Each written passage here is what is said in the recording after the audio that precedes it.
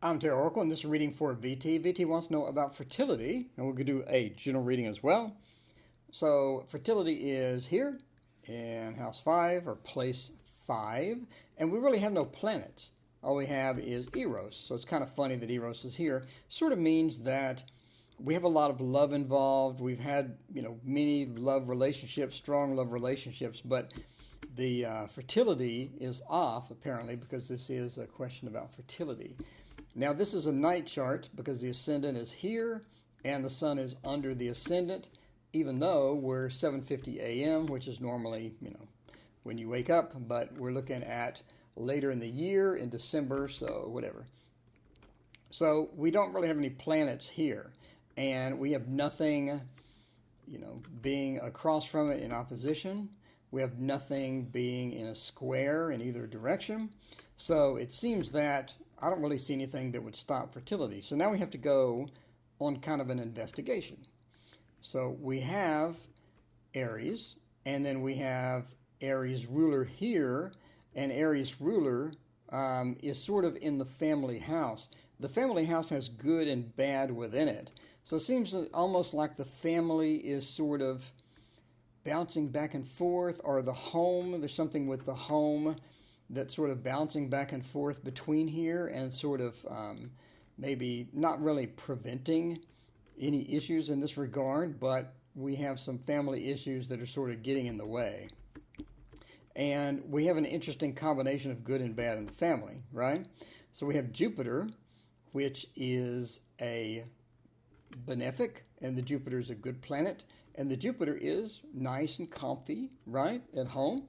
And Jupiter is nice and comfy, so we have a lot of power towards beneficial matters in the home, as well as we have a lot of emotional attachment as well to matters of the home. Especially we have a lot of things just right next to each other as far as degrees. So the moon is really helping out Jupiter, especially in a night chart. The moon is really helping out, and in a night chart, it's really going to light up the home and the parents and the family in general. So we have a lot of good things. Now we do have a malefic in here, which is not good news, but he is weak because he is in a night chart, and this would be much worse in a day chart. So this, we have a sort of a family interaction between love and the family. We have an interaction between kids and having children or children and the home. So the worst planet in the chart is going to be up here, which is going to be Saturn. The best planet in the chart is going to be Venus, so let's work with that. So we do have a square. Saturn is square to the home, but it is being overpowered by this direction. It's being overpowered by the positivity over here. So squares work both ways. They can be good or bad, and this is going to be higher up in the chart. And so you're going to have more of a one-way effect here than you would have an effect here, which is important, right? Because we have the worst planet right there.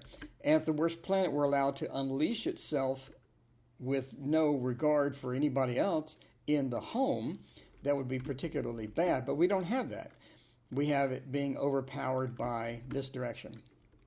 And again, we have this beautiful combination right next to each other of these two positive planets, especially in a night chart. We got the moon. And so this is really sort of overriding anything that, or where most of what Saturn would do in that case. So, but we do have Saturn. Let's discuss that in the first house. So the first house is about the self. First house is about your identity. And we have not only you being a sun sign of a Sagittarius, but it's also your ascendant, which is doubly powerful, right? This is also the mask. Sagittarius is sort of the mask that you show the world about your personality, about getting stuff done, about going out, being adventurous in many cases. Had to get some water. So we do have that positivity within here. Now, there is an effect within Hellenistic astrology, I forgot the exact name, but basically if these two angles are within a certain number of degrees, I believe it's 3, but that's really close. But basically that means that your trouble started late. So the sun was sort of blinding out the effect of Saturn for some time, and it was sort of a late start with your troubles. But you did have troubles with the self. You did have troubles with identity. It's going to be something that you fought with because this is sitting here right in the chart, right? And it makes it, I don't know, it makes it a little better because Jupiter, is sort of is where Jupiter and Sagittarius are more or less married as far as, Jupiter is at home here. So if you had to look at something like a domicile lord of the hour marker, which basically means your main focus on life and things like that, we go back to the home. So again, home, it's almost like maybe you work from home or you have a lot of things at home that you like to do, or there's something that you really, more than other people, would feel home, and that's sort of your respite. That's sort of where you really are comfortable at. That's sort of where you're going to be, the best. You perform the best and things like this. So we're wandering continually around the chart. So we have over here, and this is really crap house, the 12th house. And over here is your best planet in the chart. So I think this really sort of mitigated a lot of the bad effects of the crap house of 12. But this is sort of the karma, the house of karma, just a terrible house overall, as far as Hellenistic astrology is concerned. But you'll notice all of these trines coming in here and sort of offsetting it. And again, they're up in the chart, so they're going to be more powerful than something coming the opposite direction. So we do have all of these trines coming in. We have a trine from Jupiter. We have a trine with the moon. So there's all sorts of positivity coming in, no less with the with the positive planet here. So it looks like that sort of, if you just translate this literally, you had some communication issues basically later in life. You're having some communication issues, and it's hard to get your point across sometimes. It's hard to sort of get the learning experience that you need from some things. It's hard to sort of like you need to relive a life lesson many times in order to get the learning experience going. But again, we have this positive planet here, so I don't think it was that bad. I think you were able to overcome it and things like this. It's the same here. I believe you were able to overcome it and sort of go with the flow and be able to push through that, especially that being a mutable sign. So it seems that you have quite a bit of challenges. You have quite a bit of challenges, and that's probably indicative of asking me about fertility and things like that. So you're going to continue to have challenges. It's life is not easy. Life is not a free-for-all. It's not going to be, living the big life kind of thing in those regards as well. So you're going to continue to have a few challenges as far as fertility is concerned. I don't see anything stopping it. So let's look at sort of where we would go as far as the fertility stuff is concerned. So let's go to Time Lords. We have opened charts. Let's go to your basic chart. Okay, so we have your basic chart up here and this other thing. So I want to look at, let's do annual perfections first. So basically annual perfections, let's look at starting right now. So annual perfections are your 33s, so be 36, 35, 34, 30. So annual perfections are going to be here in the 10th house. This is going to be a good year for your career. This is going to be a good year for your career. 2019 is going to be a good year for your career. And the next year, 2020, is going to be a great year for social interactions or making contacts or getting leads or things like this. So let's sort of zoom forward a bit and see what we have sort of coming into this house. So the ruler of this house is Mercury. This is going to be an excellent time for communication, as well as communication at work, or in your career, or basically your legacy, what you do full time, what your main passions are. You're going to be able to communicate very well within there.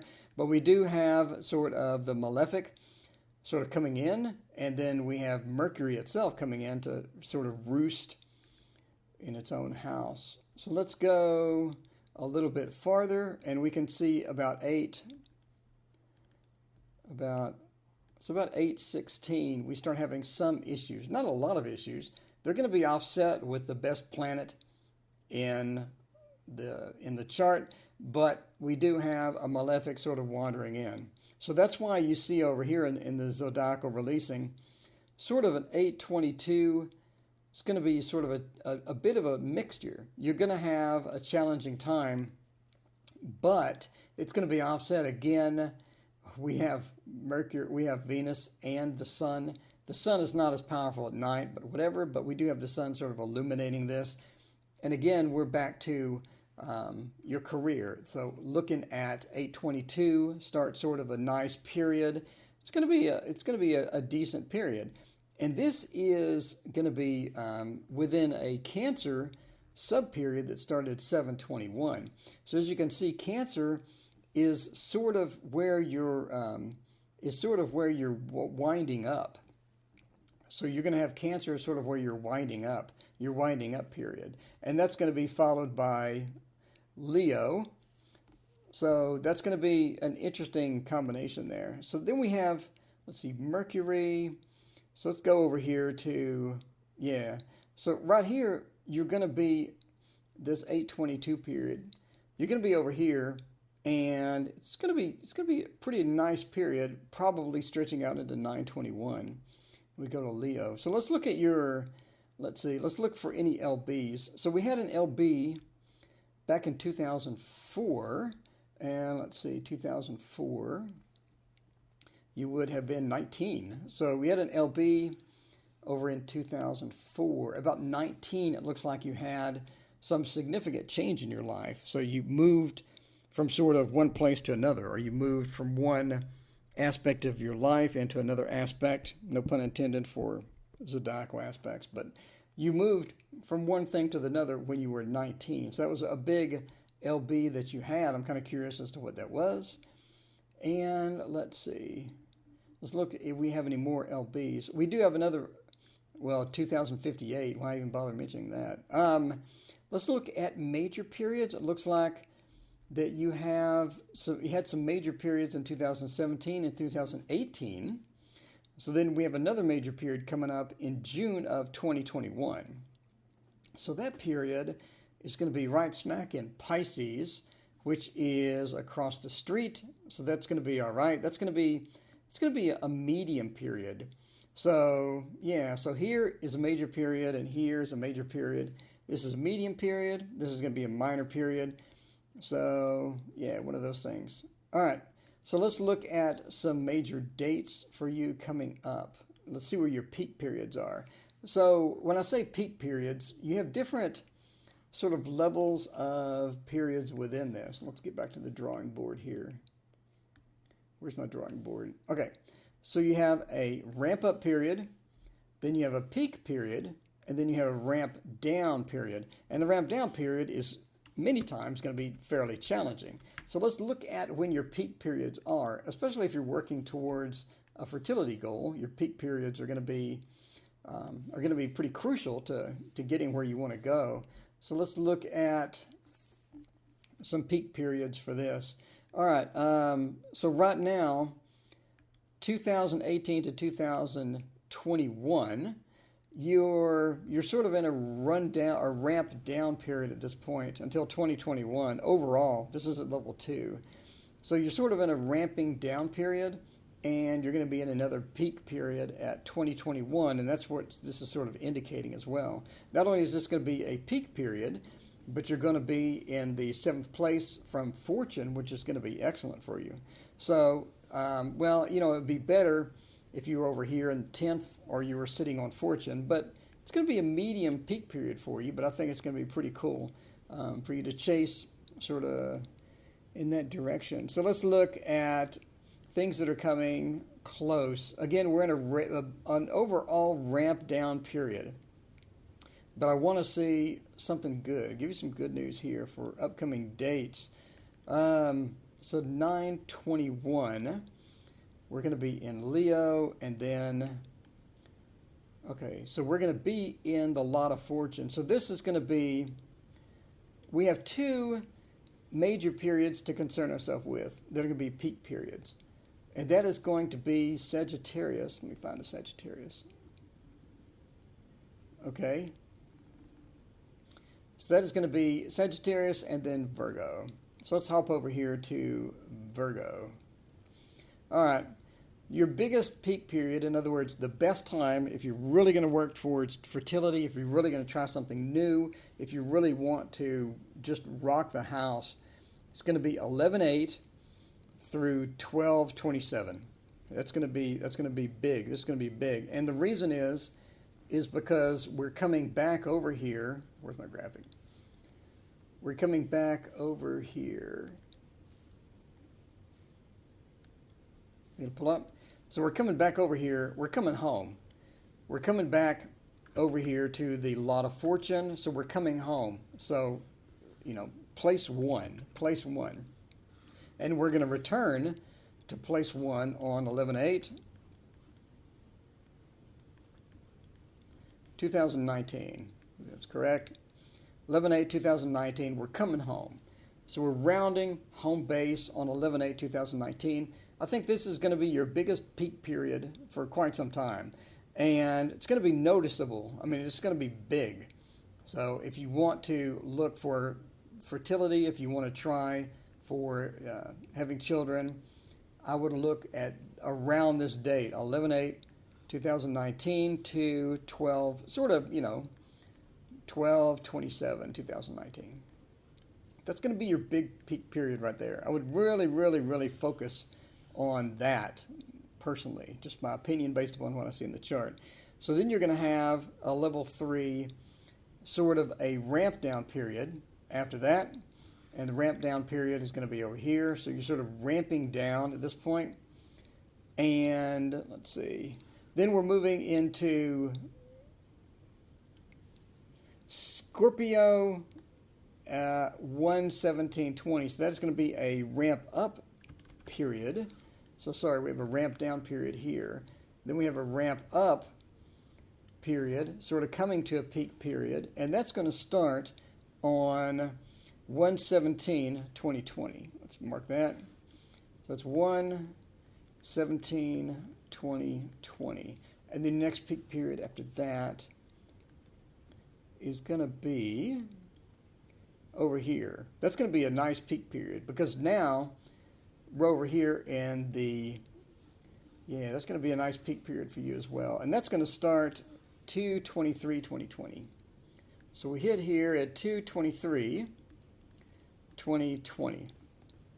That's not going to be as good. This is going to be, let's face it, this is going to be a minor peak period. It would be better if we were over here. We will be over here. Let's look at, we will be over here in June. So we do have a June period to where it's going to be a nice peak period. It's going to be pretty good. It's not going to be as good, obviously, as the 11/8, but that's going to be good for starting projects, getting stuff done, and things like that. If you're working towards fertility as well, I would look at June, and then I would really focus again on this 11/8 to 12/27 period. I think that's going to be some of your best times right there, and until 2020. And of course, hit me up before then, at the beginning of the new year, and I will tell you about your next New Year things and things that are going to happen, because you're going to move into an annual perfections of the 11th house and other people or social interactions and things like this. So let's rerun some of the chart when we do that and then see what's coming up. We can especially see some of the sort of aspects in the 11/8 period as well. When we go here, so that's 11/8, yeah. And then let's look at 2020. So 2020, let's just look at a random date in 2020. So let's look at, actually here, this 223. Take a look at this 223 right there and see what we got. So 223, it's interesting, we got a lot of focus on money. A lot of focus on money. It should be interesting as far as trends are concerned. And again, we have a double home. We have an alignment in the home. So that's going to be interesting. Let's rerun this. and right at the beginning of 2020, and I'm interested to see what kind of things that we could come up with. So anyway, that is my reading, fertility reading for VT. And if you like this reading, please hit like and subscribe. If you want your own reading, please email me at tarot.and.coffee@gmail.com. Link in the description, and I will get you a reading. I love doing these, and hopefully I have taught you something, or at least gotten you closer to where you want to be. And as always, please hit like and subscribe. Thank you so much for watching.